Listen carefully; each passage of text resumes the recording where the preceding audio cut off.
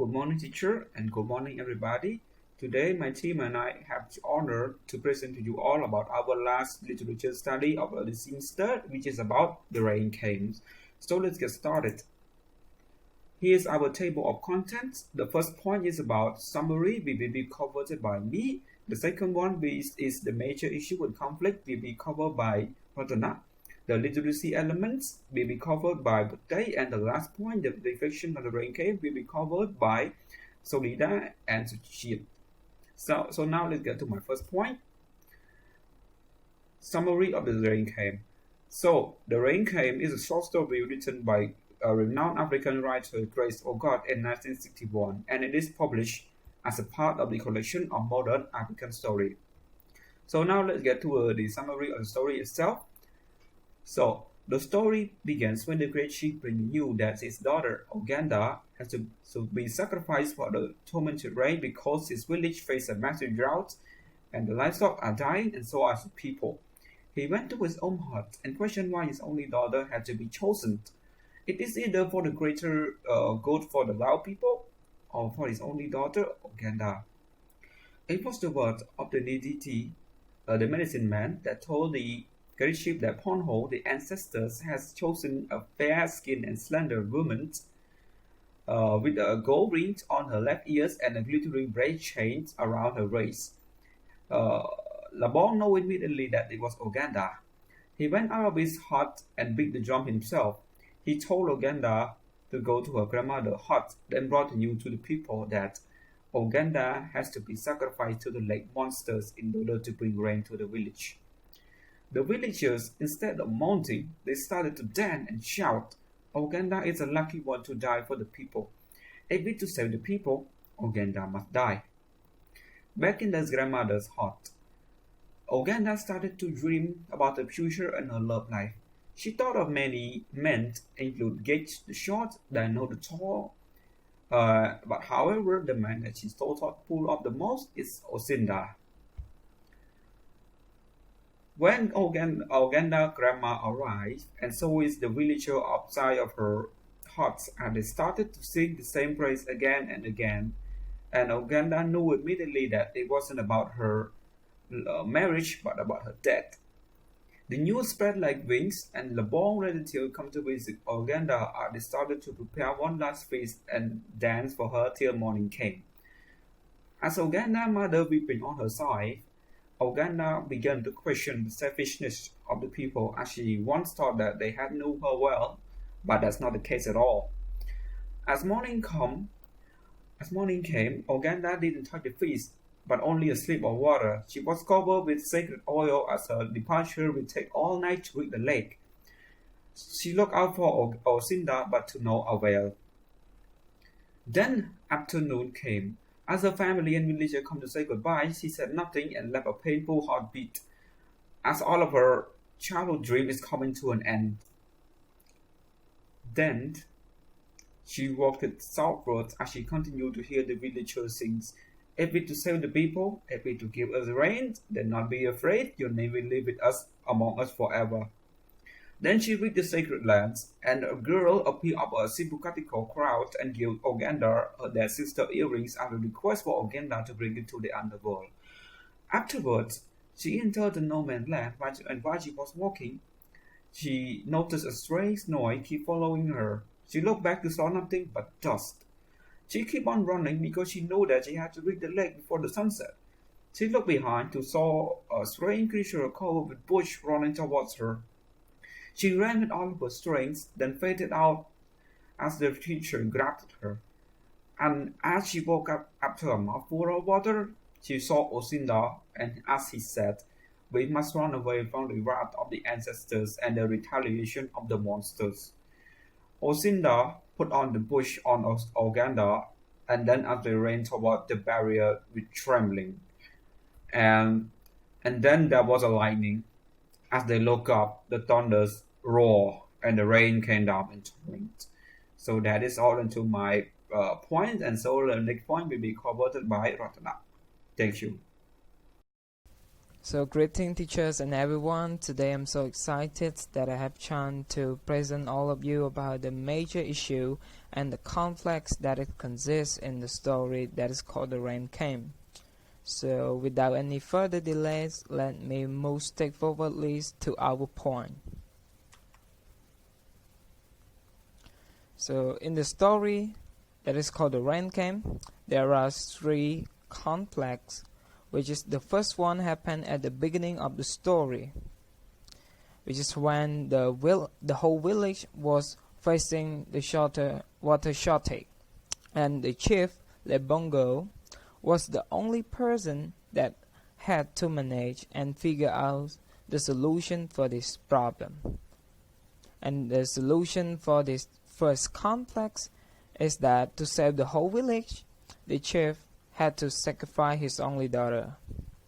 And this first solution has led to the second conflict, which is occurred when the chief needed to make an impossible decision, and also call it as a hard decision, that he had to sacrifice his only daughter, Ogenda, to the lake monster. And the solution for that is the chief could not break his promise, so he had to sacrifice his only daughter Ogenda, that she had to walk through sacred land to the lake and spare her life for the monster, so that the wish of her people would be granted. And the second solution here has led to the third conflict, which is also the climate. It happened when Ogenda was walking exhaustively in sacred land, but suddenly she noticed that there was something following her. Then it grabbed her with the strong hand, which made her fall flat on the ground. Fortunately, when she was back to her consciousness, she saw Osinda, her dear one, helping her and gave her a mouthful of water and took her away and escaped from that sacred land. And that is about the conflicts, but we still have the internal conflicts and the major issue that I'm going to tell you in the next slide.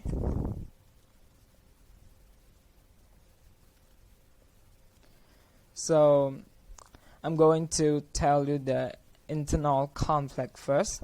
The internal conflicts happened when Ogenda felt gloomy that she had expected her people to understand her well, love her, care about her. But in fact, they was just happy when she was about to die young. Moreover, she was jealous of her group-age women, that they soon marry and have their own children. And it's so sad that she is the only woman in the village that had to die young without marriage. But something turned to be better when she taught Osinda Chan, which is the gift that her dear one gave her, and she was comforted by it. And she thought that even though she had to die young, she could not marry to her dear one, but at least she can carry his gift to the afterlife. And that's it about the internal conflict. So let's move on to the major issue. The major issue in the story is related to belief, meaning that during that time, people strongly believe in spirit, soul, or what they dream. And that is the problem that we, the reader, should reconsider about what we should believe and what we should not believe. Because, like, for example, in the story, the belief in the story wasn't true at all, because Ogenda probably did not die, but the rain still came. And that is why sometimes we should reconsider about what we should belief, and if we believe it, please limit it, because like don't be accepting or believe in something too much, and that is can cause something bad, like in the movie as well, like we had to waste a person life like that, but luckily she probably did not die and everything solved, something like that. So that is all about my part, and next what I will deliver you about the literary element that consists in the story The Rain Came. So thank you for your pay attention for my part. So hello teacher and hello everyone. This part, which is literary elements, will be presented by me, Bottai. So without further ado, let's move on to the first element, which is characterization.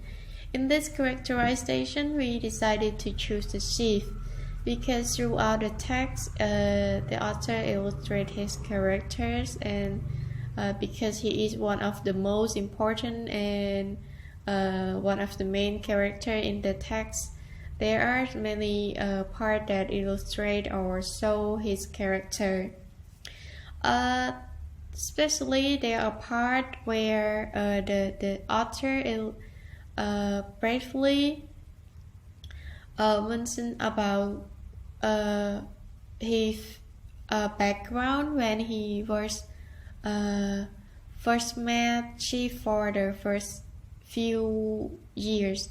In those years, he only has one wife, which illustrates that he is a good man, because unlike other chief or other or his father that they have so many wives, he didn't want many wives. But later he have to marry a lot of women because the first wife didn't give him children, so he has to marry other women.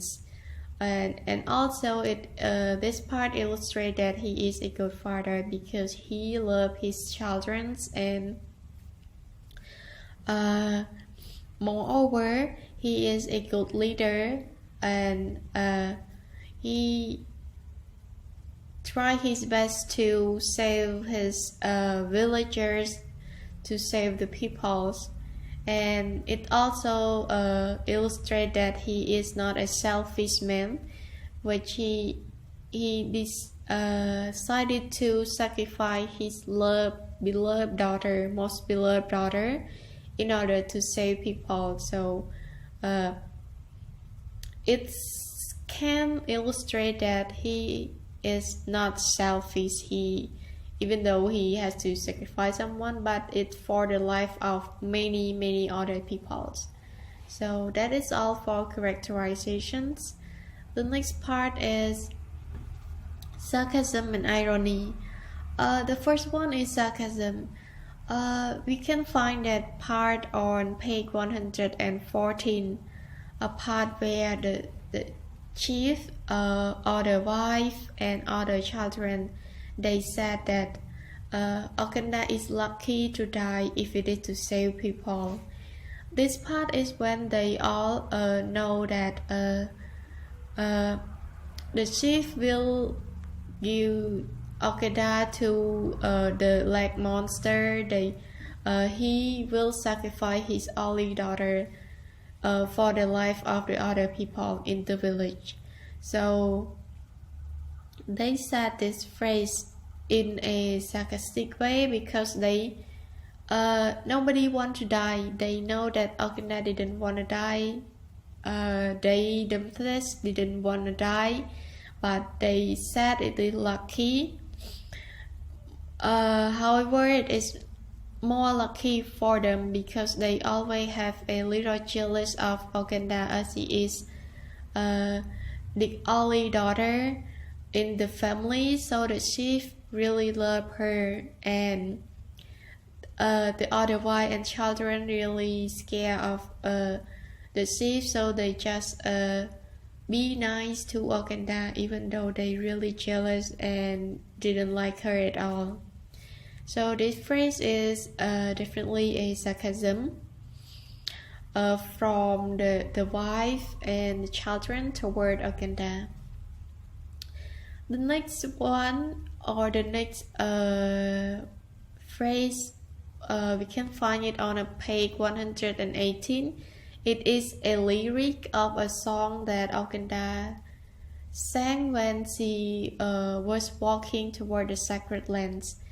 On her way to the sacred land, she sang that song that it's go on. The center have set Okenda to die, and when the leg monster eat my flesh, and so on. We can divide this part into two elements. The first one is sarcasm, and the other one is verbal irony. It is sarcasm because she sings that song as to mock the Ascenters and the villagers, that she tried to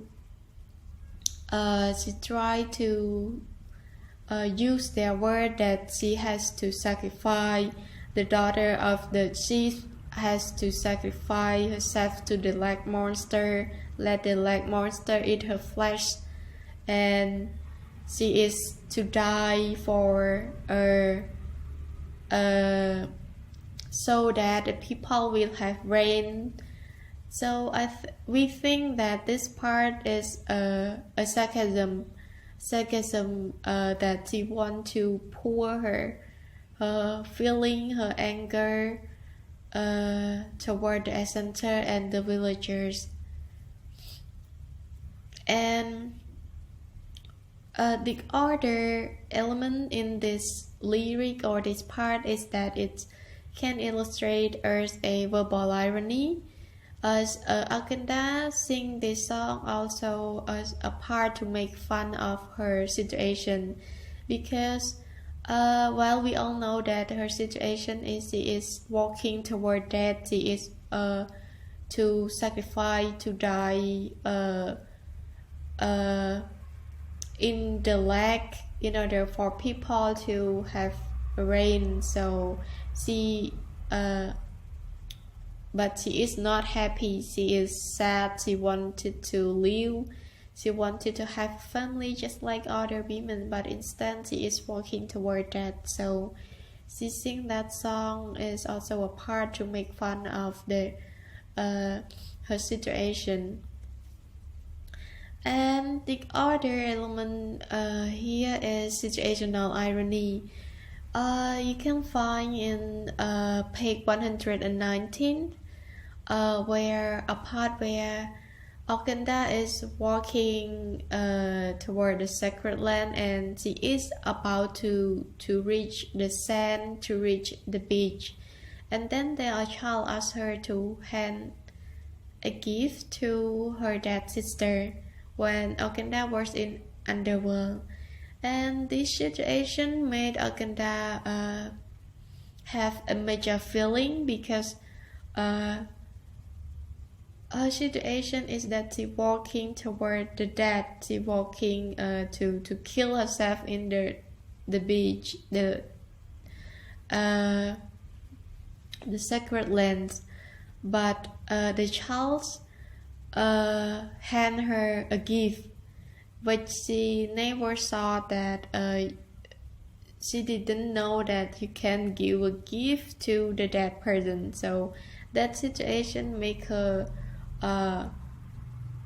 wanna laugh, while she also wanna cry, because the child know that she will be die sooner. So that's why we think this part is situational irony.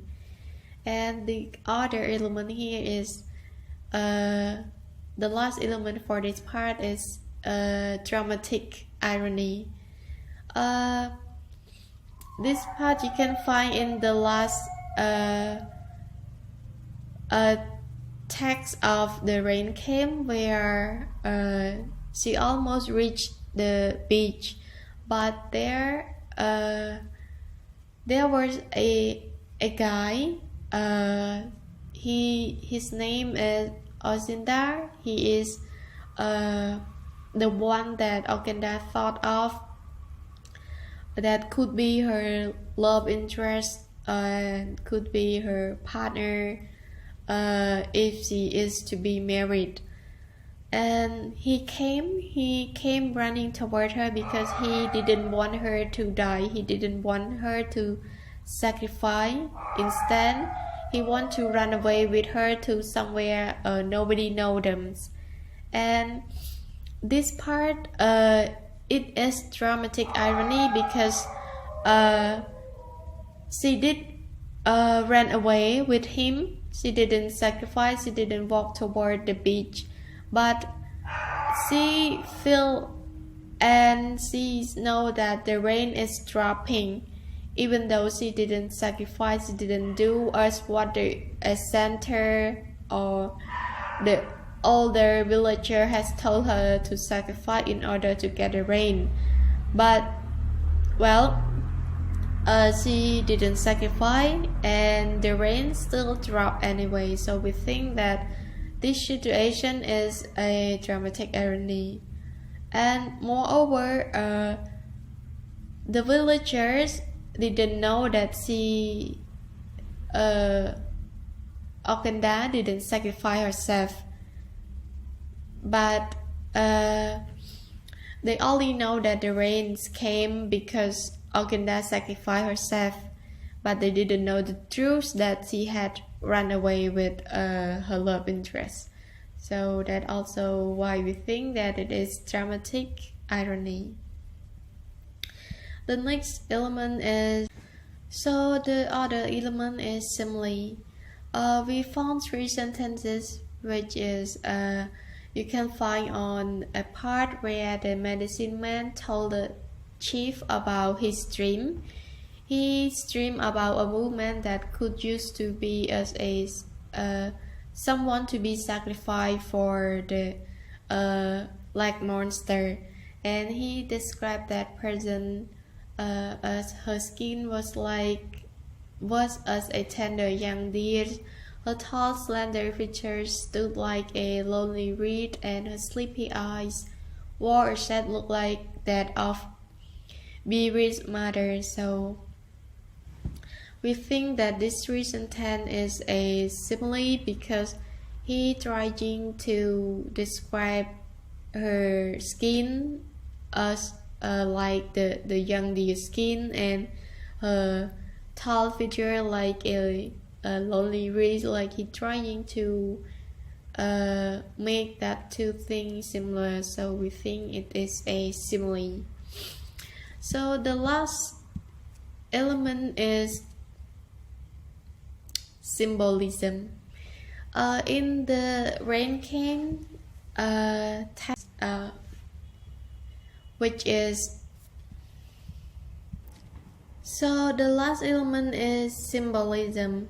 We think that in the text rain came, the rain symbolized 2 important things, which is the first one for Okenda, it's the rain might symbolize the blindly belief of people. Why?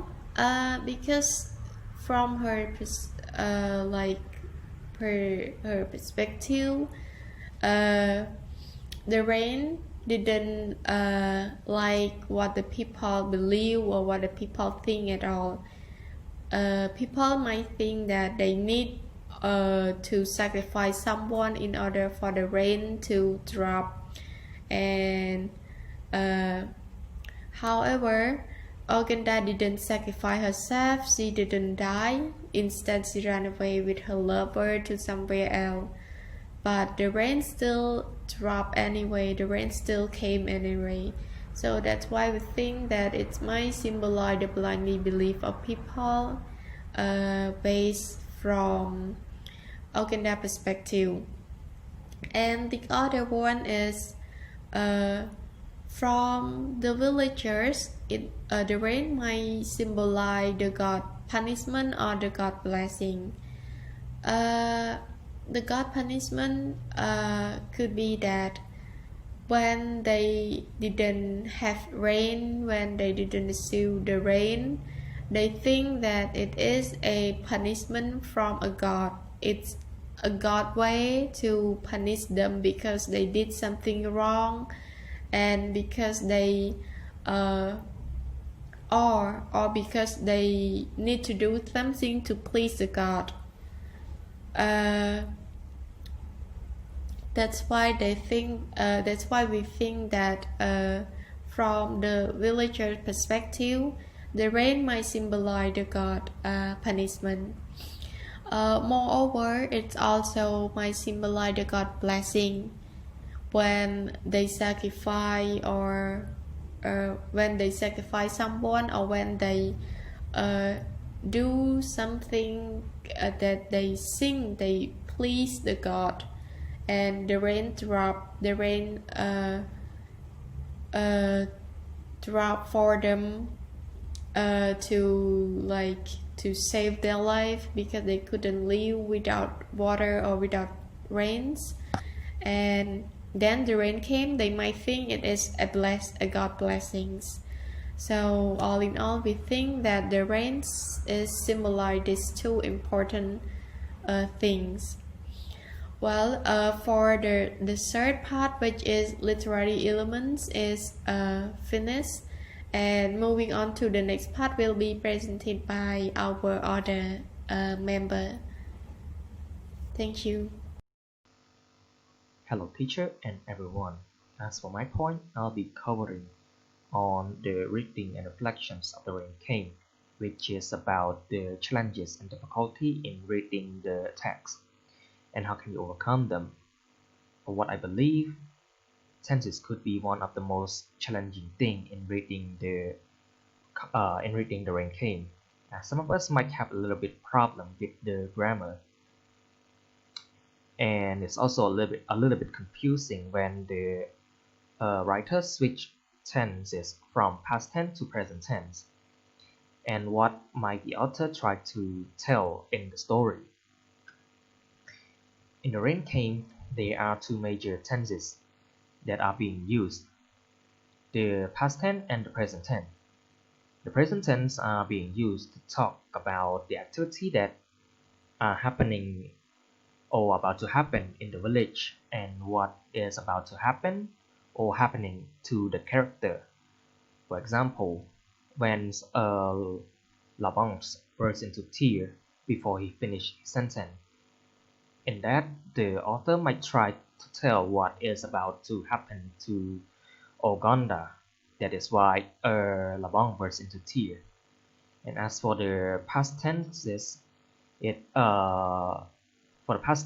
are being used to tell about the complete activity that's happened to the village, or how the character felt, or what's about to happen. Sorry, that's not what about to happen. It's what on the character minds and what Oganda tried to express when she about to sacrifice. Apart from the tenses, there are difficult words as well, but it's not too difficult for us to understand because some of us might understand those difficult words from the context. We can probably guess out the difficult word or what the meaning of those words. But there's one word that I believe it's a little bit hard to pronounce, and it is the word Bawambe. I've done some research about it, and I believe it's a name of the tree that grows in Laos. And as for the solution to the difficult word, is always the dictionary. Why? Because they have every word explained it, and they also give us example as well. And that is it from me. For the next point, it will be presented by Salida. Thank you. Hello teacher and my fellow classmate, my name is Solida and I am going to continue my part from Sajid, which is the useful ideas or hidden messages that can be learned from the text. So the first hidden message is the perfect example of a true leader that is shown in Labong O, the great chef. The text shows clearly what a leader has to go through in order to save his people. For a leader, his people or followers come first, even before his precious family. This is a great quality of a true leader that can rarely be seen. So as we know, although the chef really loved his daughter so much, he is willing to sacrifice her for the rains to come and save his people from the drought. So the difficult decision falls upon his shoulders. As a great chef, he is willing to be sorrowful for the rest of his life, knowing that he won't be the same ever again when his daughter is gone. No father in his right mind will allow his daughter to be sent to death. As a father, that is such an extremely hard decision. However, for the well-being of his people, he has sworn to lay down the life of his household to save the tribe. The next hidden message is people are generally selfish. As we can see, one theme of the story is actually sacrificing for the benefits of others. The hidden message is that the people you once thought that they loved and understood you don't even make any attempt to save you. Instead, they are even joyful knowing that someone will die for them and they will survive. As in the text, Organda is selected to die for the villagers' sakes as a ransom to the lake monster so that they will have rain. When she is being sacrificed, everyone in the village come with gifts to congratulate her for her honor that she is chosen to die. They even dance till morning and prepare her a big farewell feast. How ridiculous, right? Last but not least is the act of sacrificing is normal for people's life. Whether such sacrifice serves to benefit them, those around them, or society, people find that decision to give up something in their life as a part to get something good in return. And we can see that almost all of the characters in the story at some point has to give one thing up. And the chief and his wife has to give up their daughter, their only daughter, for the sake of people's well-being. This sacrifice made by Labong-o and his wife may very well be the most selfless and difficult of all throughout the story. On the other hand, Organda, just like any reasonable human, does not want to willingly lose her life, but then she is willing to die if that is all it takes to please the god and save her people. But this part illustrates how sacrifice for a larger purpose is a joyous thing only for those who do not lose anything. The fact that the rain eventually came, despite the lack of sacrifice made to the lake monster, does not take away from the great sacrifice of all the characters. So Chef Labong-o, whether he knows it or not, has lost his precious only daughter. Organda, who first was willingly to sacrifice her life, still sacrificed her life at home to be with Orsinda. And Orsinda has given his own life for Organda as well. So all illustration of sacrifice shows that people have to sacrifice one aspect just to gain another aspect of their life. Throughout The Rain Came, sacrifice is the main theme that cover the whole story. Move on to other values that can be gained from studying the text is that the first thing that we can learn is the preciousness of family ties. In the story, the chef, his wife, and their daughters has a strong bonding of love and care for each other. Labong-o, as I said earlier, loves his daughter so much that he weeps as he knows that she is going to be sacrificed as a ransom. And his wife also faints when she hears the news. She is the only one who cries continuously throughout the story. This story indicates that only your family will truly care about you. They will be the one who are left behind weeping, crying, while others, who you think understand you, still dance and laugh joyfully. Therefore, our family ties is priceless. So make sure to love and spend time wisely with your family to avoid any regrets in the future. So the next value that can be gained from reading the text also is belief and tradition of one tribe is mighty. In a tribe, there will always be belief and tradition that doesn't seem to make any sense or scientific to normal people. However, as a tribe means, people have a strong belief on their traditional belief. As in the text, the villager of the Lu tribes believe that their ancestors are their gods, and they will help the village as long as there is a ransom to be sacrificed. So they believe that when a person, obviously in the text Organda, is to be sacrificed to the lake monster, the rain will come. Even in the end, Organda is saved by Osinda, but the villager seems to believe that the god returned the favor for the sacrifice of Organda. This shows us that we shouldn't be too focused on our belief or ideology. There should be some scientific explain that can prove that something can be done as a solution to a problem. So don't jump to conclusion with only traditions and beliefs as proof. So our group presentations has come to the end. Thank you for your attention throughout the video. If you have any question, feel free to ask. We will try our best to answer. And thank you. Have a good day.